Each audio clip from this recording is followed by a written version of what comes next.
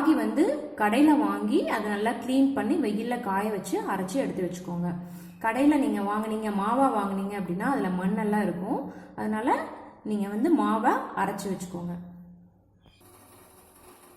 இப்போ 1 டம்ளர் ராகி மாவுக்கு நம்ம 3 டம்ளர் தண்ணி எடுத்துக்கலாம். தண்ணி எடுத்து நம்ம நல்லா அதை கொதிக்க வச்சுக்கலாம். இப்போ ராகி மாவை நம்ம இந்த பாத்திரத்துக்கு மாற்றிக்கலாம். மாற்றிட்டு கொஞ்சம் உப்பு சேர்த்துக்கலாம். இப்போ தண்ணி கொதிச்சிருச்சு. இப்போ தண்ணி நல்லா கொதிக்க ஆரம்பிச்சிருச்சு. நம்ம இதை எடுத்து கொஞ்சம் கொஞ்சமாக ஊற்றி மாவுக்குள்ளே கலக்கிக்கலாம். மாவு கூட கொஞ்சம் தண்ணி சேர்த்துக்கலாம்.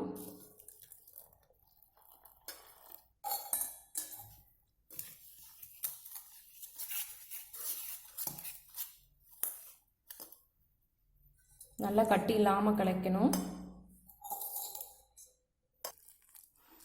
இப்போ நல்லா கலக்கிட்டே இருக்கணும். இன்னும் கொஞ்சம் தண்ணி சேர்த்துக்கலாம்.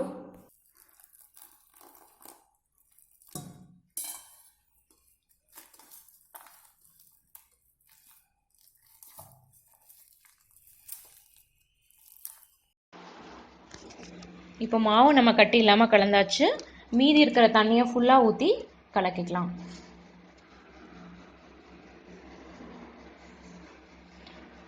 இதை நல்லா கலந்ததுக்கப்புறம் குக்கருக்கு மாற்றிக்கலாம். நான் குக்கரில் தண்ணி கொஞ்சம் ஊற்றி அதை அடுப்பில் வச்சு நல்லா கொதிக்க வச்சுருக்கேன். நல்லா கொதிச்சதுக்கப்புறம் மாற்றிக்கலாம்.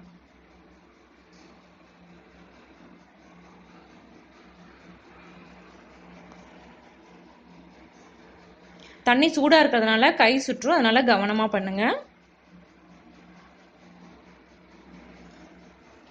இப்போ மாவு நல்லா கலந்தாச்சு.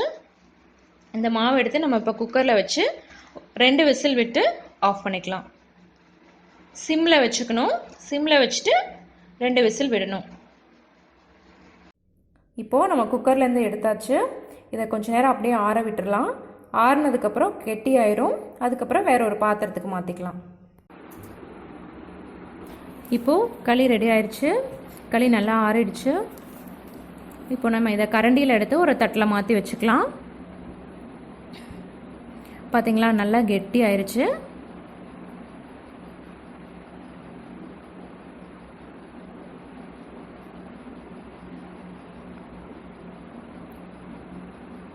களி வந்து ஒரு பாரம்பரிய உணவு. இதில் வந்து கால்சியம் சத்து அதிகம். டயபெட்டிஸ் இருக்கவங்களும் எடுத்துக்கலாம். இதை வந்து அடிக்கடி உணவில் சேர்த்துக்கிட்டோம் அப்படின்னா ரொம்ப நல்லது.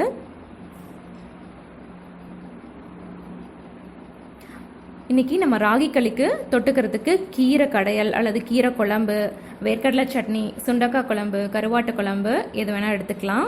இப்போ சப்போஸ் இன்றைக்கி பண்ண ராகி களியை நீங்கள் அடுத்த நாள் சாப்பிட்ணுன்னு நினச்சிங்க அப்படின்னா அதை தண்ணி ஊற்றி வச்சுருங்க. அடுத்த நாள் காலையில் எடுத்து அது தயிர் அல்லது மோர் கூட கொஞ்சம் சின்ன வெங்காயம் சேர்த்து நீங்கள் சாப்பிட்லாம். ராகி களி நீங்கள் ட்ரை பண்ணி பாருங்கள். பிடிச்சிருந்தா லைக் பண்ணுங்கள். உங்கள் ஃப்ரெண்ட்ஸுக்கு ஷேர் பண்ணுங்கள். மறக்காமல் நம்ம சேனலை சப்ஸ்கிரைப் பண்ணுங்கள். தேங்க்யூ.